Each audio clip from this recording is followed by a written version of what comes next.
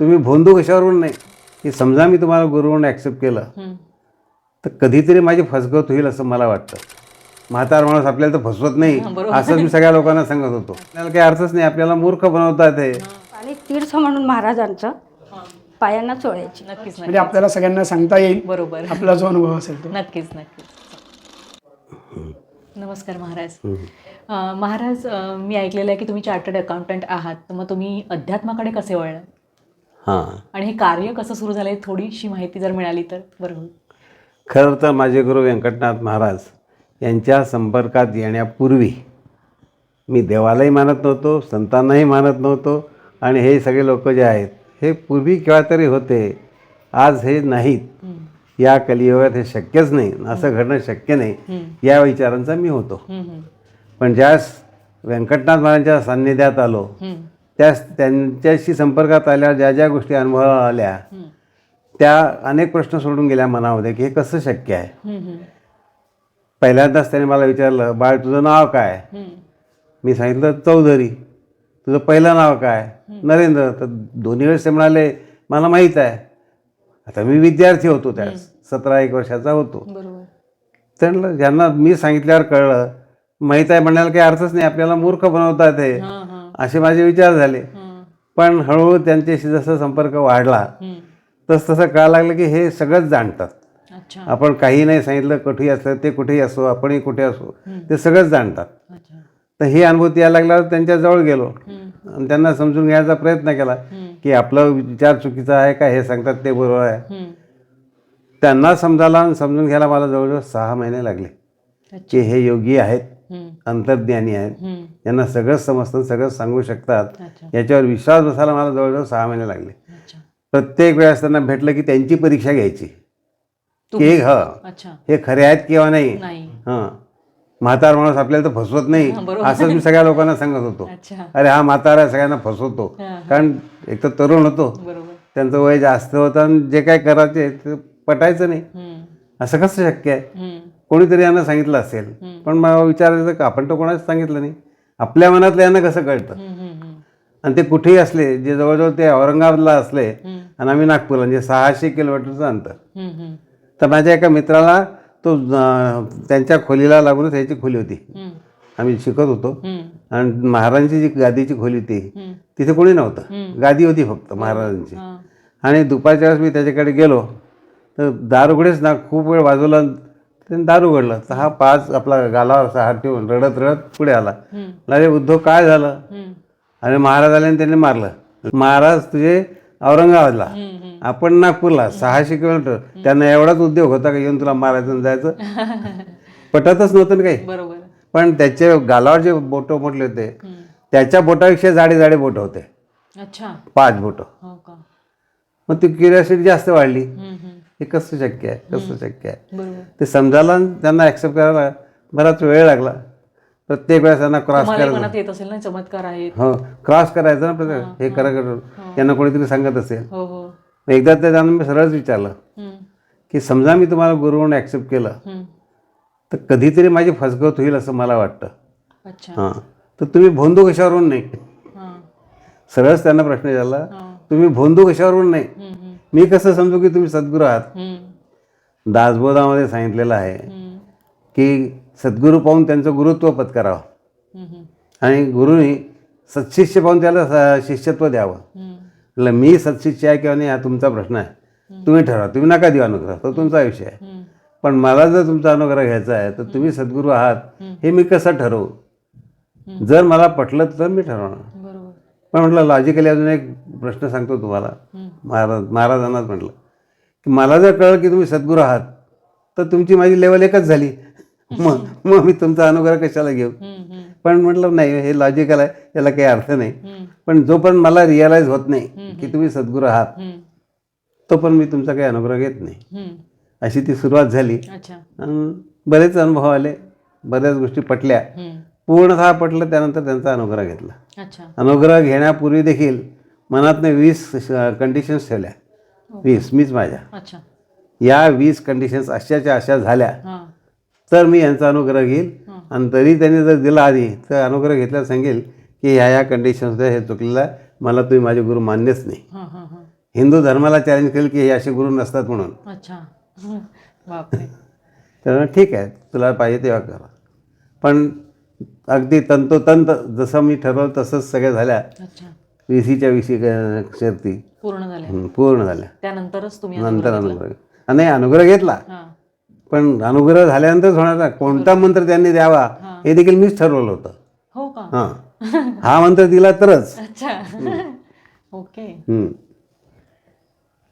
पण त्याप्रमाणे घडलं सगळं. हां हां हां. मग त्यांच्याशी संपर्क वाढत गेला. त्यांच्या सेवेत जितका वेळ मिळेल तितका जात गेलो. विद्यार्थीच होतो. असा त्याच्याशी संपर्क वाढला. श्रीकांत गुरुजींनी काल मला सांगितलं की तुम्हाला संगीताचं ज्ञान नव्हतं, पण तरीही तुम्हाला सगळे राग माहिती आणि भजनामध्ये ते तुम्ही एक विशेषच आहे खरं. हार्मोनियम पण लेफ्ट हँडनी वाजवता हो वगैरे. हो हो. म्हणजे त्याचं झालं असं एकदा की महाराज असले, गुरूंना आम्ही महाराज म्हणायचं. व्यंकटनाथ महाराजांना नाव नव्हतं, गुरु नाही महाराज. महाराज असले की आम्ही भजन वगैरे करायचं. आणि एरवी महाराज इथे अकोल्यात नसले की दर गुरुवारी भजन करायचं. तर एकदा महाराज असताना जाण्यापूर्वी ते म्हणे, अरे बाळ, पुढच्या गुरुवारी तुम्ही भजनाला बसाल, त्या हा जो पेटी वाजवणार आहे ना, हा येणार नाही आहे म्हणे. अच्छा. तर तो हजर होता तिथे. तर मग म्हणे, महाराज मी येणार आहे म्हणे. अरे ठीक आहे रे, मी तुझं नाही सांगत, याला सांगतोय की हा येणार नाही, तू ऐकून घे फक्त. तोही होता तिथे. हा जर आला नाही तर काही नाही, तू पेटी हातात धरायची, वाजवायला लागायची, येऊन जाईल. अच्छा. म्हणजे स्वर ज्ञान नाही, पेटी कुठे शिकलो नाही, गाणं म्हणता येत नाही, काहीच नाही. भजनच म्हणजे महाराज लोकांना सांगायचे का, वेडे वाकडे गायनं परी दास तुझा राहीनं, असा हा आहे म्हणे. माझ्या तर लोकांना सांगायचे, म्हणजे म्हणताही देखील येत नव्हतं म्हणे. अच्छा. तर मग ती पेटी घेऊन बसलो गुरुवारी. तर हा आलाच नाही. म्हणजे संध्याकाळी त्याला विचारलं, तू येतो का? हो मी येतोच आहे म्हणे. अच्छा. आणि तो आलाच नाही. मग ती पेटी घेतली. आता डाव्या हातावर बटणं, जी पेटी वाजवायची, उजव्या हाताने भाता. अच्छा. म्हणजे तुम्ही लेफ्ट हँडेड नसताना नसताना तुम्ही डाव्या हाताने वाजवली ती पेटी. आणि वाजवायला लागलं हां. तर सगळं यायला लागलं. हां. आता स्वरज्ञान इंद्रियांना पाहिजे, बोटांना पाहिजे, मनाला पाहिजे, बरोबर. ते दोन्ही जमायला पाहिजे. आणि म्हणतात पेटी वाजवताना म्हणता देखील आलं पाहिजे. बरोबर. मी बऱ्याच वेळा पाहिलं की पेटी वाजवायला नुसतेच पेटी वाजवतात, म्हणत नाहीत. नाही. तर वाजवणं म्हणणं दोन्ही हो. चांगलं जमलं. ते दोन्ही यायला लागलं. हो, काहीही ज्ञान नसताना. पहिल्या दिवसापासून काहीही नसताना पेटी कशी धरावी हेही तर माहीत नव्हतं ना. तर मग हे काय वाटतं तुम्हाला की कसं आहे, म्हणजे सामान्य माणसाला तर हे चमत्कारच वाटेल ना. नाही, हा चमत्कार नाही.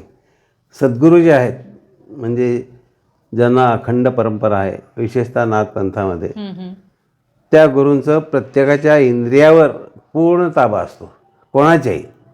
अच्छा. शिष्याचा असला पाहिजे असं नाही. हां. विशेषतः नाथपंथामधले जे गुरु आहेत, हां.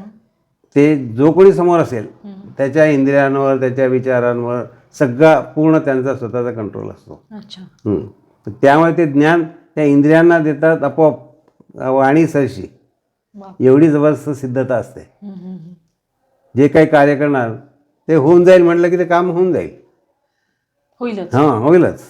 त्याचं ड्युरेशन देतात. ड्युरेशन असतं काही की इतक्या दिवसात? नाही, काय आपण जो प्रश्न विचारू त्या पण ते सांगतात की हां, म्हणजे सिद्धता किती या सत्पुरुषांची, हो ना, की कोणाच्या इंद्रियात तो काय बोलणार त्याच्यावर माझा कंट्रोल. म्हणजे एकदाचा मी प्रसंग सांगतो की इथले एक डॉक्टर कस्तुरे नावाचे ग्रस्त आहेत. ते या मार्गातलेच होते, त्यांचे गुरु वेगळे होते. तर ते एकदा देवगावला महाराजांच्या दर्शनाला गेले. महाराजांनी त्यांना विचारलं, अरे बाळ कुठून आला? ते म्हणे अकोल्याहून. मग चौधरीचं कसं काय? महाराजांनी त्याला विचारलं, चौधरीचं कसं काय? आता हा व्यवसायाने डॉक्टर, त्यामुळे त्याला अकोल्यातले डॉक्टर चौधरी माहिती. डॉक्टर चौधरी म्हणजे माझे काका, आणि ते प्रसिद्ध होते या भागात. कोणी चौधरी म्हटलं की डॉक्टर चौधरी समजायचा. तर इतके ते त्यांनी प्रश्न विचारला, महाराज डॉक्टर चौधरी तुमच्याकडे येतात? ते येतात तुमच्याकडे? अरे नाही रे. मग कोण? चौधरी. नाही महाराज, मी कोणाला ओळखत नाही. अरे तू ओळखतो ना चौधरी? नाही महाराज. कोण? असा हात दाखवा. हा म्हटल्यावर हा देह जसाच्या तसा तिथे त्यांच्या हाताखाली महाराजांच्या महाभूताचा देह त्यांच्या हाताखाली दाखवला जिवंत. मी अकोल्याला होतो, मी नव्हतो तिथे. हो का? मी तिथे नव्हतं, मला माहिती नाही. बापरे. अरे हे बापूसाहेब, हे तर माझे लहानपणीचे मित्र, असे ते कस्तुरी म्हणाले. अच्छा. आणि ते जवळ येणार तेवढ्यात हा जो बसलेला नरेंद्र आहे हा उठला आणि दारातून तिकडे महाराजांनी त्याला बोलतं ठेवलं. तो 1 मिनिट थांब म्हणे, मी सांगतो ते ऐक, मग जा त्याच्या मागे. आणि नंतर तो आला तर त्याला तो चौधरी काही दिसला नाही. बापरे. मग तेवढ्यासाठी ते अकोल्याला घरी आले भेटायला. सिद्धता कशी सत्पुरुषांची आपल्याला कळायला वेळ लागतो, बरोबर. ती तयारी नसते. नाही, आणि चमत्कारच वाटतात हे सगळे. आणि हे ज्ञान अजिबातच नसतं ना, असं काही होऊ शकतं, असं काही आहे. 100% सायंटिफिक सगळं, काही लपवालपी नाही, काही असं तुम्ही माना बिना काही भानगड नाही. अच्छा. हां, सगळ्याला सायंटिफिक रिझन्स. आणि तुम्ही स्वतः सीए असल्यामुळे ते तुम्ही असं तपासल्याशिवाय ॲक्सेप्ट करायचंच नाही. तेच तर. बरोबर आहे.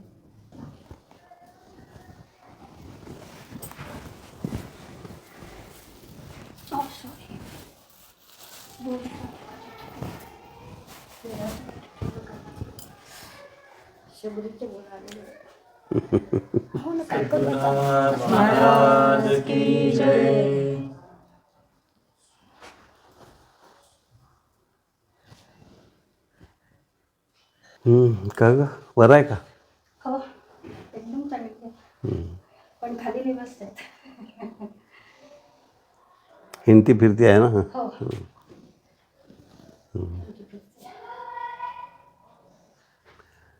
थांब 1-5-10 मिनिटं यांच्याशी बोलून घेतो. मी पेढा आणलं होतं. हे मला माहिती आहे. थांब, तुझा परिचय करून देतो. सांग तूच करून घे. हे आदिती देशपांडे, अच्छा. बँकेची मॅनेजर होती, अच्छा. अर्बन कोऑपरेटिव्ह बँकेची मॅनेजर होती. अच्छा, नमस्कार. रिटायर झाली. अच्छा. आता येत असते अकोल्यातल्याच ना? अकोल्यातला. अनुग्रहित आहे मी अच्छा. 2010-11 पासून अच्छा. काकांची अनुग्रहित आहे. अच्छा. तेव्हापासून 2010 पासून. तर तुम्ही कशा जोडल्या गेला, तुम्ही सांगू शकाल? हो, बँकेत केबिनमध्ये बसली असताना या नाथ शक्तिपीठाचे एक शिष्य आले आणि म्हणे, मॅडम एक पावती फाडायची आहे अन्नदानाची. अच्छा. मी त्यांना पावती फाडायसाठी पैसे दिले आणि त्यांना सगळी चौकशी केली की ही पावती कशासाठी, कुठे आहे, काय आहे. आणि ती पावती फाडल्यानंतर त्या प्रसादाला जेव्हा मी इथे आली तेव्हापासून मी इथे जोडल्या गेलेली. अच्छा. माझी अनुभूती अशी आहे की गेल्या महाशिवरात्रीला मी आश्रमाकडेच प्रहर पूजेला निघाली तयार होऊन, आणि निघाली आणि रस्त्यात आली तर एका बाईकवाल्याने मला उडवून दिलं. अच्छा. त्या बाईकवाल्याने इतकं जोरात मला हे केलं की माझे दोन्ही पावलं फ्रॅक्चर आहेत आणि माझ्या गुडघ्याला फ्रॅक्चर. मला लोकांनी उचललं, टाके होते डोळ्याला पण टाके होते माझ्या, आणि लोकांनी मला उचलून दवाखान्यात नेलं. तिथे 3 एक्सरे काढले, डोळ्याला टाके दिले वरती आणि मला घरी पोचवलं लोकांनीच. त्या दिवसापासून मी फक्त, मला त्यांनी सांगितलं की टाके निघाल्यानंतर आपण पायाचा इलाज करू, पण मी मात्र गुरु महाराजांचं एक आत्मोन्नती म्हणून पुस्तक आहे, मी 2 पाय याच्यावर उशीवर ठेवून आणि त्या आत्मोन्नतीचं जवळपास माझ्या मते 400 पारायणं केले मी. मी अक्षरशः 2 महिने अगदी झोपून होती, उठतही नव्हती, फक्त बाथरूमसाठी वगैरे जेवढं उठायचं तेवढंच उठत होती. 2-3 महिने तर मी अगदी ऑन बेड होती, बेड रिडनच होती, पण मी पुन्हा त्या दवाखान्यात गेली नाही. अच्छा. मी आत्मोन्नतीचं पुस्तक म्हणजे पारायण केलं तर मी असं वाचन केलं आणि एक पाणी ठेवायची बाजूला पेल्यामध्ये, आणि ते पाणी तीर्थ म्हणून महाराजांचं पायांना चोळायचे. अच्छा. आज मी ही अशी उभी आहे तुमच्यासमोर. खूप छान. अजूनही मी त्या डॉक्टरांना भेटलेली नाही. थँक्यू हा एक्सपिरियन्स आमच्याबरोबर शेअर केल्याबद्दल. महाराज, मला एक थोडं मनातलं विचारायचं होतं की तुम्ही सीए होतात, आज तुम्ही 90 वर्षाचे आहात आणि तुम्ही सीए होतात, तर इतकी छान प्रॅक्टिस सोडून महाराजांपर्यंत म्हणजे महाराज कसे झाले, मला थोडक्यात विचारायचं होतं. सांगतो ना. खरं तर 1963 साली त्यांचा अनुग्रह घेतला. अनुग्रह घेतल्यावर धोरण तेच होतं की जे आपल्याला पटेल, आपल्याला बरोबर वाटेल ते करायचं, ते सांगतील ते ऐकायचं, हा मनातला भाग नव्हता. खरं तर शिष्य म्हणून सगळं ऐकायला पाहिजे, पण मी तसं काही करत नव्हतो. मला पटलं तर ऐकत होतं, नसेल तर सरळ सांगत होतो की महाराज मला हे पटलं नाही, अशा तऱ्हेने मी त्यांच्यावर राहत होतो. आणि जास्तीत जास्त शिकण्याचा प्रयत्न त्यांच्या बोलण्यावरनं. म्हणजे त्यांना तुम्ही असं देखील विचारत होतो की महाराज तुम्ही लोक आले आणि कोणी काही आपलं बोललं सांगायचं जा तुझं काम होऊन जाईल असं ते म्हणायचे. जा तुझं काम होऊन जाईल म्हटलं तो शांत व्हायचा, तुमचं काम झालं, लोकांना काही दिसायचं नाही. म्हणजे तुम्ही काय करायचे, जा तुझं काम होऊन जाईल म्हटल्यावर तुम्ही काय करायचे हे आम्हाला काही समजत नाही. बरोबर. हे सगळं जाणून घेण्यासाठी की त्यांचं फंक्शनिंग कसं आहे. काय हो. तर त्यामुळे तुला म्हणून सांगतो, सगळ्यांना काही सांगत नाही, तू त्याच्यातनं तुला शिकूनही हे समजून जाईल तुला. आता गुरु शिष्याचं बोलणं हे जरी शब्द असले ते अंतरातनं ते वेगळं ज्ञान देत असतात. म्हणजे बाहेरनं दिसत नाही प्रोसेस काय झाला, अच्छा. पण ते ज्ञान तसंच देत असं. जसं हार्मोनियमचं सांगितलं ना हो हो. तसंच ते. तर ते म्हणायला लागले काय, जी घटना घडणार आहे ती डोळ्यासमोर आणायची. प्रोसेस सांगितलं त्यांनी कसं बदलायचं. आणि नंतर तू जसं कॉम्प्युटरवर काम करतो ना म्हणे, ते काय बदलायचं खोडायचं दुसरं करायचं तसं तिथे राहतं, ही त्यांची सांगण्याची स्टाईल. तसं करायचं. आपल्याला काय नको आहे ते खोडून टाकायचं, म्हणजे बाजूला करायचं ते, आणि जे पाहिजे आपल्याला तिथे घालायचं. आणि मग ते झालं की ते आपण ती घटना घडते पुढे. लाईफमध्ये ज्या काही घडणाऱ्या गोष्टी आहेत त्या कशा घडतात हे गुरुला समजतं. तर गुरु त्याप्रमाणे ते करतात. समजलं का तुला असं त्यांनी मला विचारलं. आणि मी हो म्हटलं. आता हो म्हटल्यावर प्रश्न आला की सांगितलं तर काहीच नाही, समजलं आपल्याला. पण समजलं म्हणजे आपल्याला मग कळायला लागतं ते की अशी घटना घडणार आहे ती काय. मग आपल्याला काय म्हणायचं आहे, अरे हा ॲक्सिडेंट होता का, नको नको, हा एवढा ॲक्सिडेंटचा भाग आहे तेवढा काढूनच टाकायचा, हा होऊ नये म्हणून आपल्याला जे काय म्हणायचं आहे करायचं आहे तसं ते म्हणायचं मनातनंच. आणि मग ती घटना घडत नाही. अच्छा. एडिटिंग ज्याला आपण म्हणतो. याप्रमाणे त्यांच्यावर राहिलो. जे काय बोलतील ते पुन्हा प्रत्येक वेळेस तसंच की हे कसं घडतात कसं करतात हे कसे का वागतात, शिकण्याचा प्रयत्न त्यांच्या प्रत्येक ॲक्शनमधनं. पण त्यांचे तर असे भरपूर शिष्य होते, मग हो. तुम्हीच का असं? तो त्यांचा प्रश्न होता ना. मला तर असं कधी वाटलं नाही की मी विशेष आहे. मी आपल्या क्युरियोसिटीने त्यांना प्रश्न विचारत होतो. असा काही विचार करत नव्हतो की त्यांना क्रॉस करणं बरोबर नाही, चॅलेंज करणं बरोबर नाही, असा काही विचार माझ्या मनाला पटलं पाहिजे. थ्रूआउट भूमिका हीच होती. न पटता मी ॲक्सेप्ट करायला तयार नाही, हीच भूमिका थ्रूआउट तशीच होती. आता त्यांना ते काय वाटत गेलं कोणाला ठाऊक. एक दिवस ते मला म्हणाले, बऱ्याच उशिराची गोष्ट आहे, की बाळमण्यांच्या पायावर हात ठेव आणि शपथ घे की हे कार्य मी पुढे करीन. म्हटलं नाही, म्हटलं महाराज मी नाही शपथ घेऊ नाही शकत. का? म्हटलं मला पैसा कसा मिळवा समजतं, लबाडी कशी करावी पैशाची चांगली समजते, चोरीने पैसा कसा मिळवा हे समजतं, सरकारला टॅक्स कसा कमी द्यावा हे समजतं, पैशासंबंधी सगळंच मला समजतं. ते शिक्षणच आहे माझं. पण ह्याच्याशिवाय मला काही समजत नाही. ह्याच्याशिवाय मला काहीही येत नाही, काहीही समजत नाही. त्यामुळे तुमचं म्हणणं जे आहे की तुमचं कार्य करा, मला येतच नाही काय, तुम्ही कसं करू. एवढाच प्रश्न आहे का? नाही म्हटलं अजून एक प्रश्न आहे. काय? म्हटलं तुमचं कार्य करायचं म्हणजे स्त्री मोह सोडायला पाहिजे, तो माझ्याकडनं काही सुटणार नाही. हे दोन गोष्टी आहेत. त्यामुळे मी तुम्हाला सांगतो की मी कार्य करू शकत नाही. हे दोनच गोष्टी आहेत तुझ्या, मग ते आम्ही पाहून घेतो.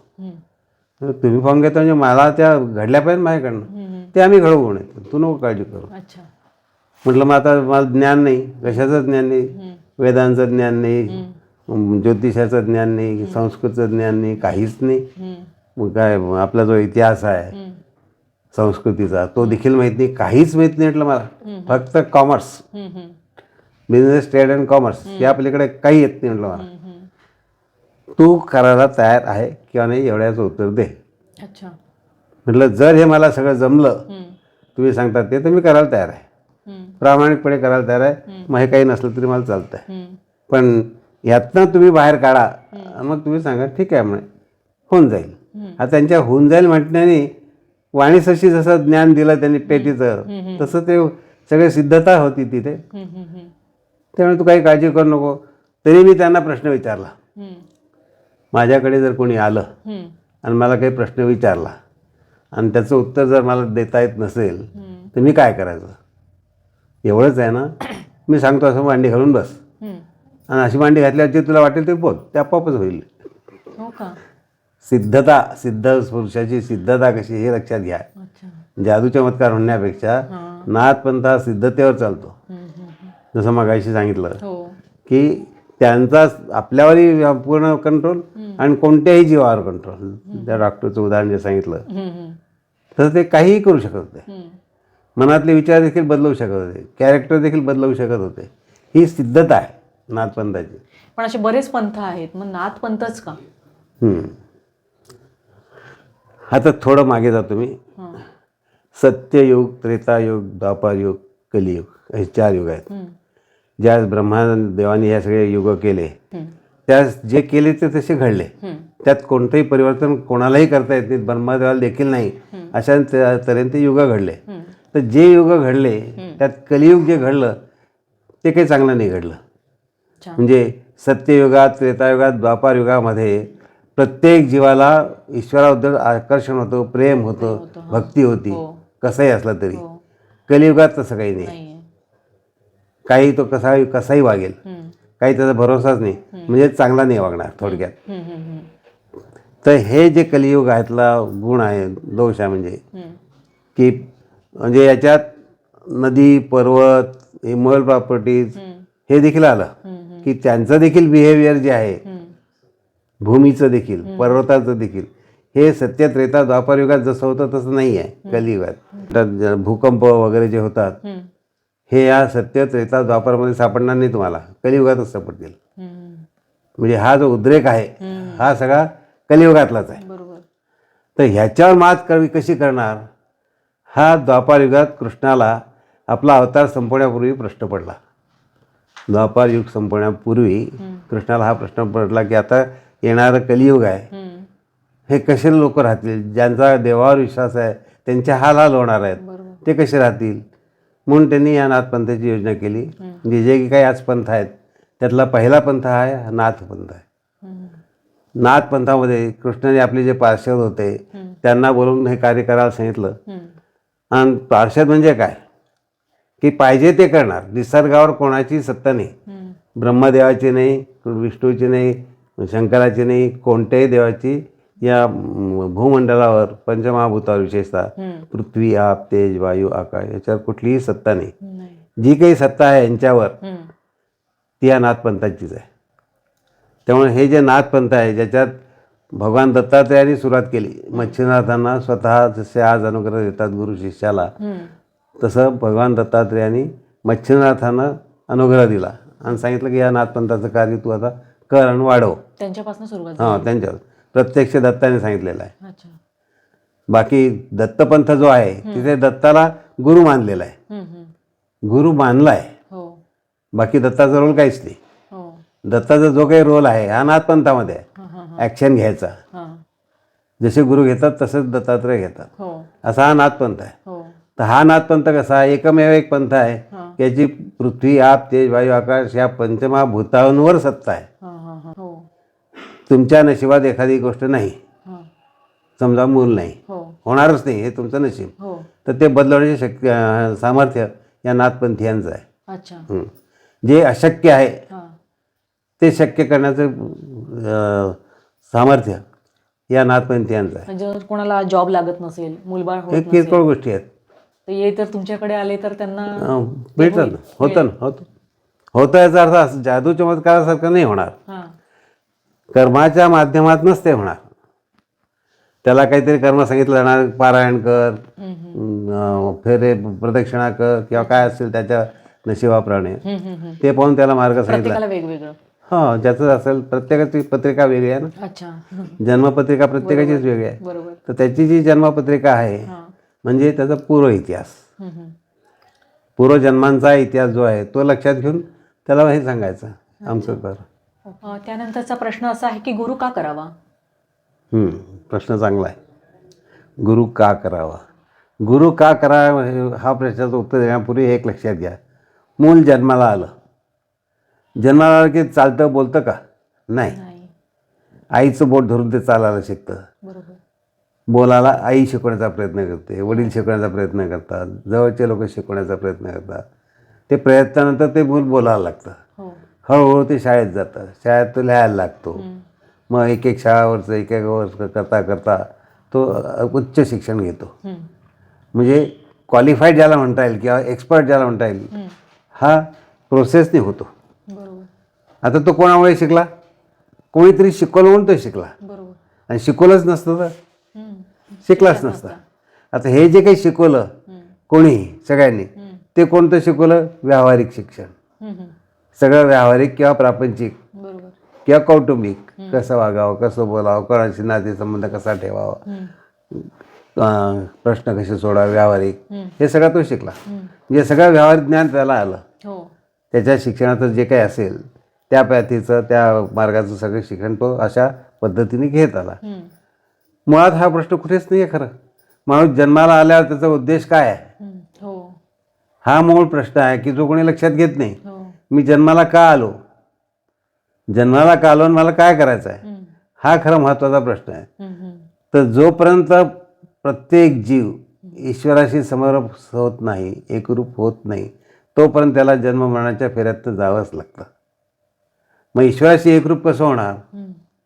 तर जोपर्यंत त्याला ईश्वराचं जे ज्ञान आहे ते मिळत नाही, तोपर्यंत तो एकरूप होणार नाही. बरोबर. तत्वाने जर पाहिलं तर प्रत्येक जीव, तो देवाला मानो का न मानो, कोणताही जीव असो, याला जेवढं ज्ञान देवाला आहे तेवढंच त्याला आहे. प्रत्येक जीवाला. मला अध्यात्म येत नाही म्हणो का काही म्हणतो, मी धार्मिक नाही म्हणो, तो काही म्हणो, पण त्याच्या आत्म्याला जेवढं ज्ञान देवाला आहे तेवढंच ज्ञान त्याच्या आत्म्याला आहे.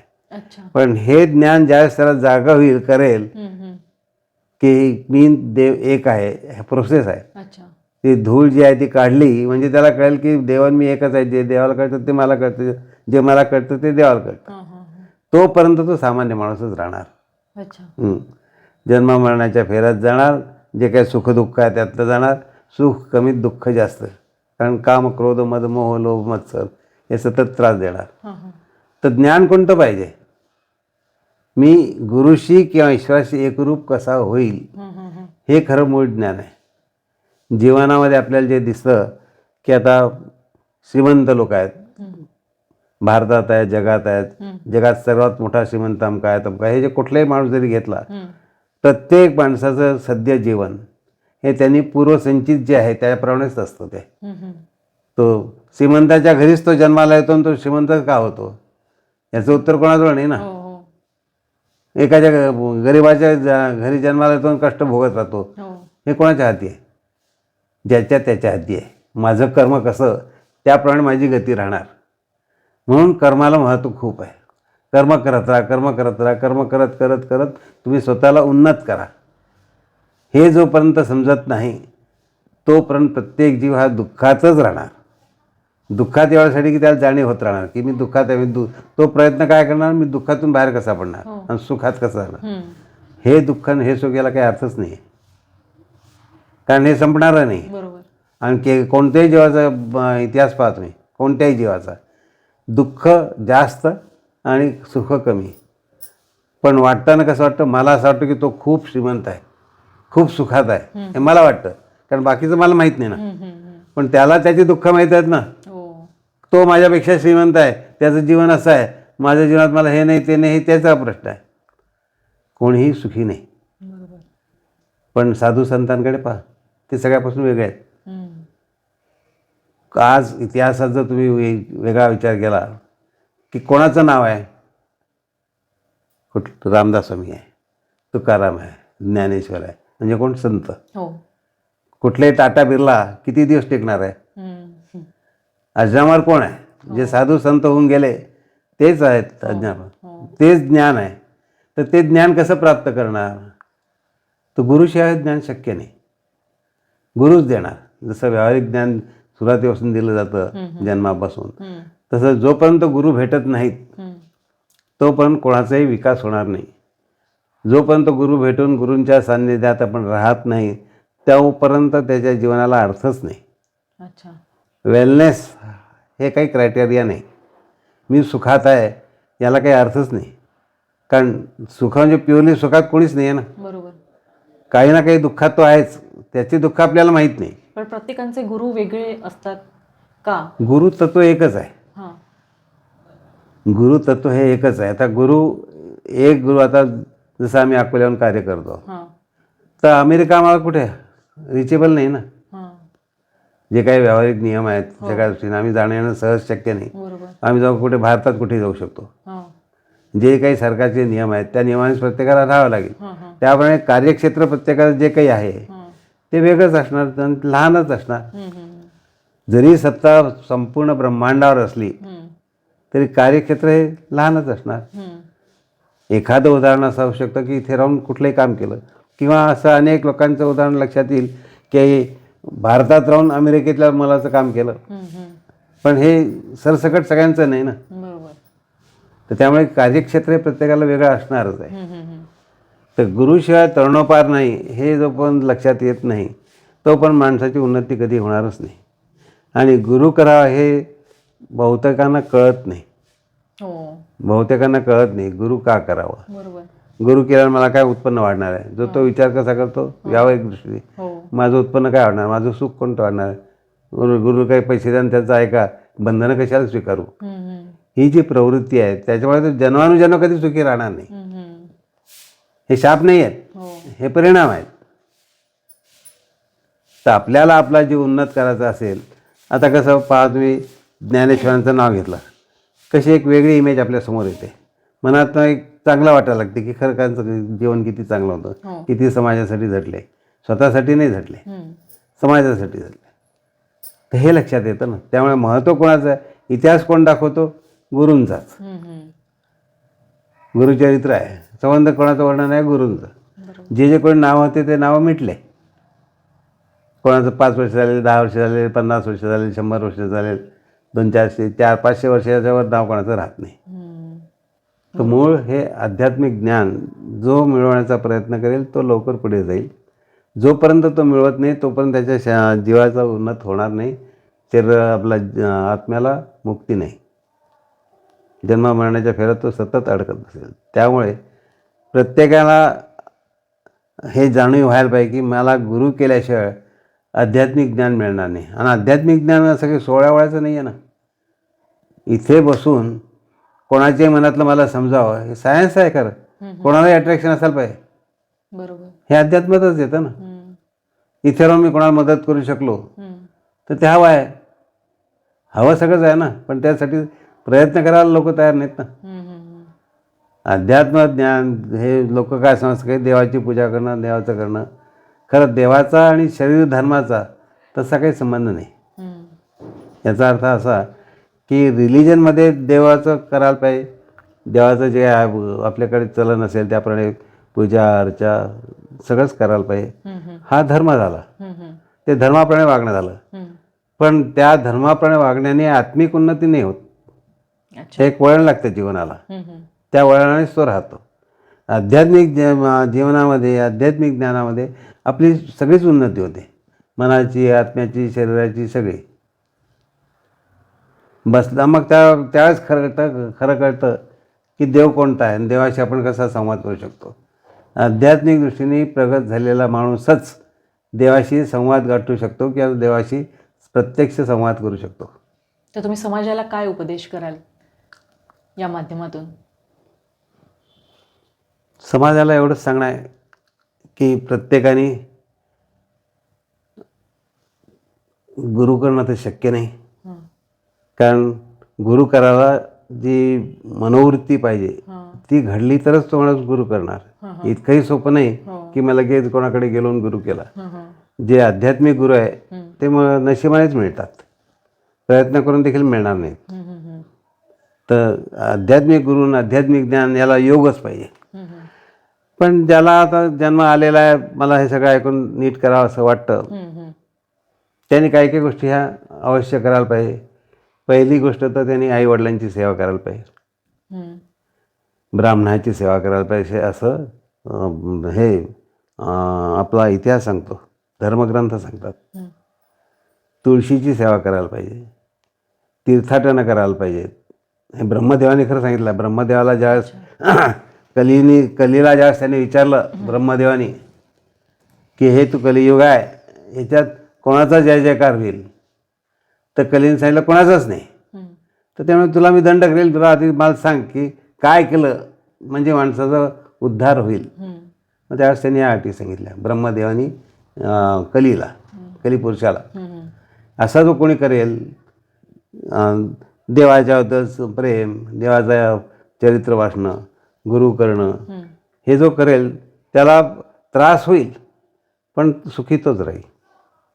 आज कलियुगात बघा बरेच लोक असं म्हणतात पण की आपण जे जास्त देवाचं करतात त्यांना उलट जास्त दुःख असतं आणि जो काहीच करत नाही तो उलट जास्त सुखात असतो, असे खूप लोक म्हणतात आणि आपणही बघतो आहात.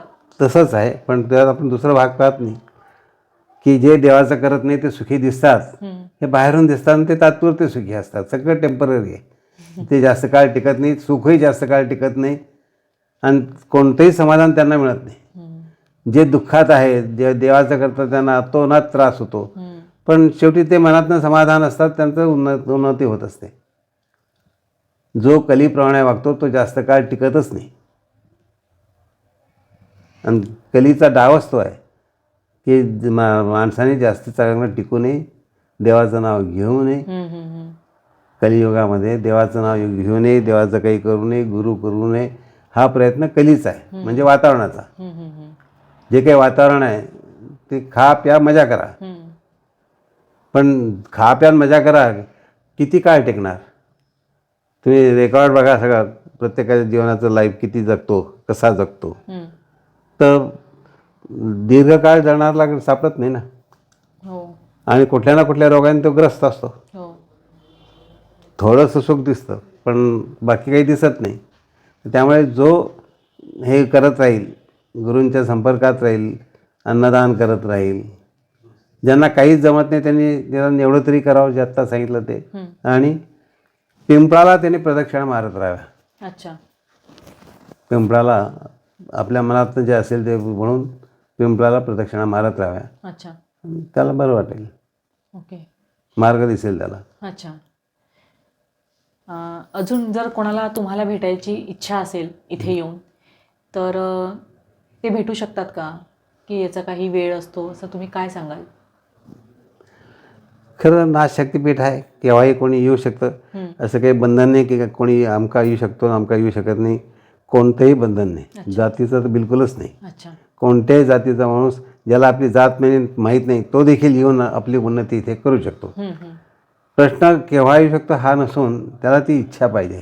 अच्छा. की मला काहीतरी पुढे जायचं आहे, मी काहीतरी करायचं आहे, असं जो असेल तो केव्हा येऊ शकतो. आणि भेटी, संतांच्या भेटी, गुरूंच्या भेटी आपण समजतो इतक्या काही सहज होत नाहीत.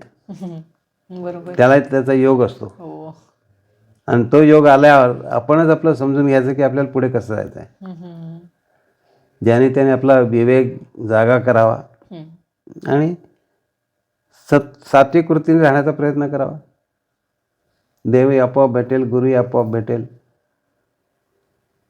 आजकाल समाजात सगळ्या प्रकारचे लोक आहेत, ज्याला जसं पाहिजे तसं तो करतोय. तर महाराज, जसं तुम्ही म्हणालात की गुरूंच्या भेटीसाठी, संतांच्या भेटीसाठी योग यावा लागतो, ते सहजासहजी शक्य नाही, तर ते होण्यासाठी काय करावं लागेल माणसाला? प्रयत्नशील असावं या दृष्टीने हा प्रश्न बरोबर आहे की योग येईल तेव्हा येईल, परंतु प्रत्येकाने किंवा ज्याला वाटतं लवकर योग यावा त्याने काय करावं? निश्चितच त्याने काही ना काही प्रयत्न करायला पाहिजेच. प्रयत्न कोणते करणार? तर एक आम्ही मंत्र सांगतो, तो मंत्र म्हणत राहिला तर आपोआपच सगळ्या गोष्टी घडत राहतील, आपोआपच सगळे योग येतील आणि भेटीगाठी होतील. एवढंच आहे, भेट झाल्या आपल्याला आपल्या अंतर्मनाला विचारावं आहे की मला जे पाहिजे हेच आहे का, तर त्याचं कॉन्शियस त्याला उत्तर देईल. आपलं अंतर्मन हे प्रमाण, कोणी सांगेल हे प्रमाण नाहीच. प्रत्येकाचं अंतर्मन अत्यंत शुद्ध आहे, प्रत्येकाचं. आणि त्या अंतर्मनाला जसं सुरुवातीला मी सांगितलं की त्याचं अंतर्मन आणि देवाचं अंतर्मन सारखेच आहेत. जे देवाला माहीत आहे, देवाला ज्ञान आहे, देवाला येतं, ते सगळे प्रत्येकाच्या अंतर्मनाला येतात, त्या आत्म्याला येतच. तर त्याला जागा करण्यासाठी ओम नमो भगवते व्यंकटनाथाय स्मरणमात्र संतुष्टाय महाभयनिवारणाय महाज्ञानप्रदाय चिदात्मने या मंत्राचा त्याने मनातून जप करत राहावा. महाज्ञान याचा अर्थ कुठलंही व्यावहारिक ज्ञान नाही, जे ज्ञान मला ईश्वराशी एकरूप करू शकेल ते ज्ञान.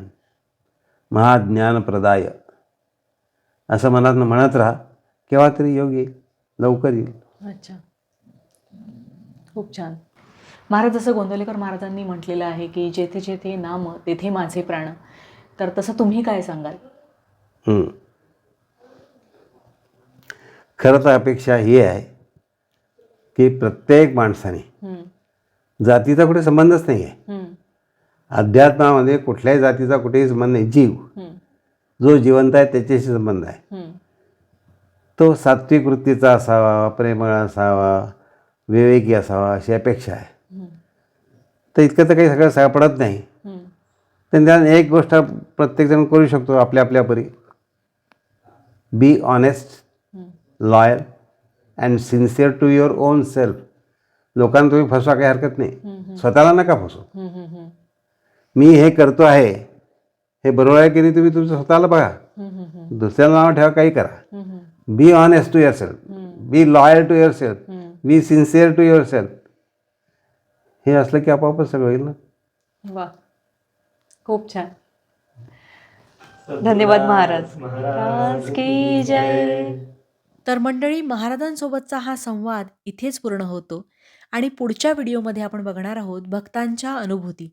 त्यामुळे तो सुद्धा व्हिडिओ बघायला अजिबात विसरू नका. भेटूया पुढच्या व्हिडिओमध्ये. तोपर्यंत लाईक, कमेंट, शेअर, सबस्क्राईब नक्की करा. धन्यवाद.